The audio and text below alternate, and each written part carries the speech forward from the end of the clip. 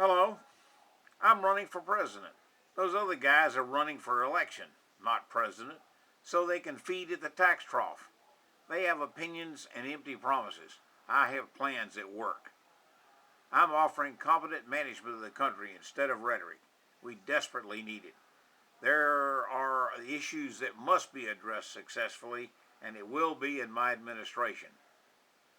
Jobs, unbalanced budget, unpayable national debt, unpayable obamaCare costs, immigration, energy, and regulations.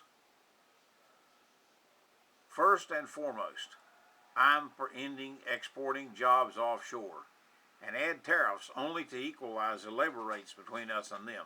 Today's free trade is not fair trade. When it's not fair, it's wrong. We've lost 6 to 8 million jobs to so-called free trade that exports American jobs offshore merely because it's cheaper. And of course, it's the people on the lower end of the wage scales that pay. Jobs should go to the most competent, the most innovative, the better quality, and the most efficient, not just the cheapest. All those pats on the back about new jobs don't tell you that most new jobs pay less than the one the worker had before, and that's hardly a gain. For more information, go to I'm Running for President Part 1 for more detail. It will show up later. Second, I'm for having a balanced budget in 5 years. Others don't want a balanced budget. They're running to be elected in order to feed at the public trough. If enriching themselves means borrowing more money on your credit cards or your tax bills, it's okay by them, and that goes double for this current administration. Unachievable promises are easy to promote, and the voters don't know any better. It's time to be serious about our nation. If you wouldn't do it in your household, government has no damn business doing it in our country. And, first, the taxpayer code will have to be addressed, and the rich will pay more, but then so will the 47% that don't pay taxes now. They need a stake in the country's prosperity too. And there must be less government spending, especially on itself. About 10% to begin. Okay. To beginning, I'm for equalizing the tax code. It's not fair for those on the lower end of the economic wage scale to not pay taxes, but it's just as wrong for the wealthy to not pay more of it. There is a minimum cost just to reside in this country, and the tax code should reflect that. After all, this country became the wealthiest nation in history, with 70% and greater tax rates on incomes of over $1 million or even less a year. Besides, it's bad news when too much money falls in the hands of too few. It leads to political contributions to benefit the giver and the receiver, but not the country. So it wouldn't hurt to raise taxes on all groups. We must absolutely have reductions in government spending too. There is no choice. We must do it, especially on what government spends on itself. Government is not an aristocracy in our Constitution, as it is in any socialist and communist government that some politicians want to guide us into, some citizens too. Government must pay itself less, about 10% less to start. The one failing in our Constitution is the requirement for financial competence, in other words, a balanced budget, except in time of an emergency like a war. And that must be corrected with a balanced budget amendment. Failure to do so will derail us into another failed nation in history. We'll fail not because we didn't have the right system, but because we failed to live up to it. At the end of I'm Running for President, Part 2, you'll find my revised tax code to meet our balanced budget with spending reductions. It may take more than a year, but it's where we need to be in no more than 5 years. That's not an opinion, that's a planned fact. Go to I'm Running for President Part 2 for more details, including my proposed tax code. We need to understand the national debt is our debt, not government. We pay for it, not government. They're just enriching themselves on our credit cards. I'm for reducing the federal debt and a 50-year mortgage payment to less than $10 trillion, which we can manage. And we can do that and bring the economy back as well. You'll see how we can include the repayment in my stand on balancing the budget and on that stand on the national debt. It's how we work the annual budget to pay down that debt without some repercussions in our economy. Go to I'm Running for President Part 3 for more details, including my proposed repayment schedule. Fourth, I'm for a catastrophic medical insurance bill, not the obamaCare fiscally incompetent bill that will bankrupt us. obamaCare costs 17% of the gross domestic product of about $15 trillion. That's more than $25,000 a year average on the less than 100 million wage earners who have to pay it. That's so incompetent it cannot be done. obamaCare sounds so good because it's free. The average voter will fall for it simply because they don't know any better. And I'm running for president, part 4. I'll show you the tax collection schedule. It has to be made to pay for the Affordable Care Act. And you will see why Democrats didn't want to share that with you. Catastrophic care we can afford, but not affordable care. Go to I'm Running for President Part 4 for more detail, including that tax collection table and my catastrophic care proposal. Fifth, I'm for encouraging immigration, but with detailed documentation so it can be ministered with grace and competence. Others just want prospective voters or some other dishonest reason. For those who want no control, are they going to stop hospitals from documenting native births? I mean, are we going to expect our native births to be documented but not immigrants? My proposal leads to an open immigration through 12 entry portals, similar to Ellis Island, but with more detailed documentation that will show up in databases that all government agencies can access. It's not right to refuse immigrants, but it's more wrong to not document them, just like we document the native born.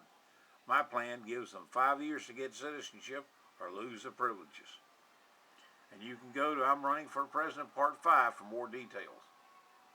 6, and not least, we have the technologists, the technology, and the technical means to update the conversion of coal to crude and gasoline. That doesn't mean we'll forego more oil wells or nuclear energy or solar power or wind power, but the funding will be commensurate with the chances of success. My Manhattan Project will be the conversion of coal to crude oil and gasoline. Germans did it in World War II, and we certainly have better technology now.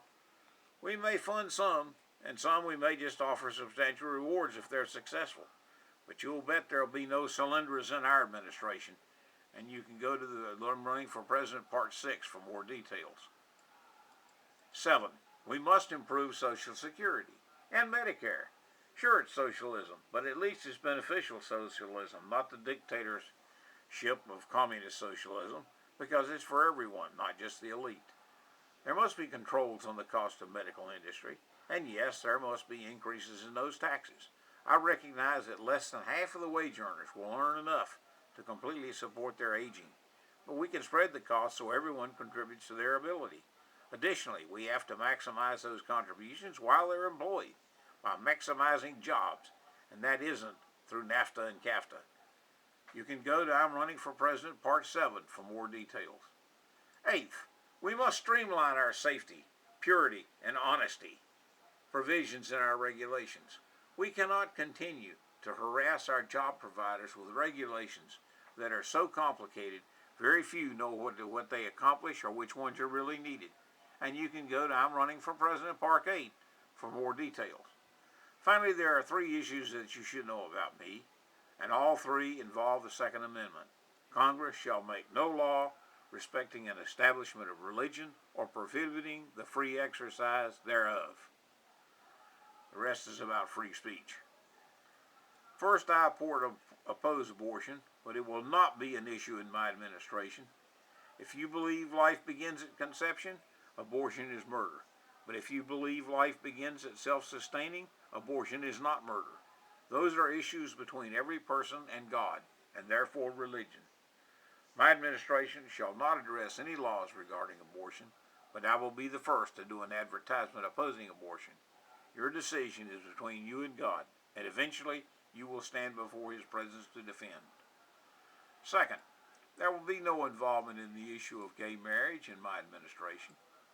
Marriage was invented by all religion, and therefore is protected by the Second Amendment from interference by Congress. If your church believes in gay marriage, attend and worship there. If your church does not believe in gay marriage, then you can attend and worship there. Your decision is between you and God, and eventually you will stand in his presence to defend. I have not made a personal decision regarding gay marriage. I just haven't thought that much about it. Perhaps now we both will. Advertise all you want, but force will not be tolerated. Oh, one more thing. I've been asked what's the best investment to have if the communist socialists take over. Now, it's not your house, it's theirs, and they can confiscate it. It's not your IRA, your pension, or your saving. It's theirs too. Those socialists can confiscate them and give you an IOU or tax it out of existence. And it's not your business or your farm or your job. They can confiscate those too. The answer is yourself. Invest in your skills so that others need to call upon your services. You can be a great hairdresser, a great machinist, a great carpenter, even a great doctor, and you will survive well because you have a skill that others need. That advice you can take from me, even though we're not really running for president.